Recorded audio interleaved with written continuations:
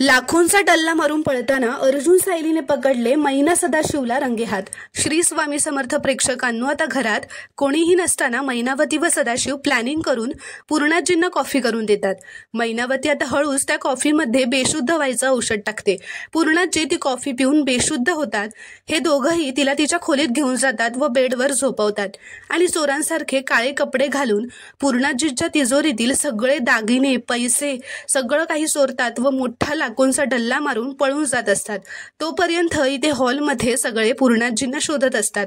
तेव्हा सायलीला काळे कपडे घातलेले चोर पळून जाताना दिसतात। तेव्हा सायली आता जोरातच चोर चोर असं किंचाळते। आता सगळे त्यांच्या मागून त्यांना पकडायला धावतात व बाहेर बागेत सायली व अर्जुन सदाशिव मैनावतीला रंगेहात पकडतात। त्यांच्या चेहऱ्यावरचा काळा कपडा काढून पाहतात तर ते सदाशिव मैनावती असतात। ते बघून आता अर्जुन सायलीला धक्का बसतो। प्रेक्षकांनो, तुम्हाला जर का हा शॉर्ट रिव्ह्यू आवडला असेल तर व्हिडिओ लाईक करा व चॅनलला प्लीज सबस्क्राईब करा।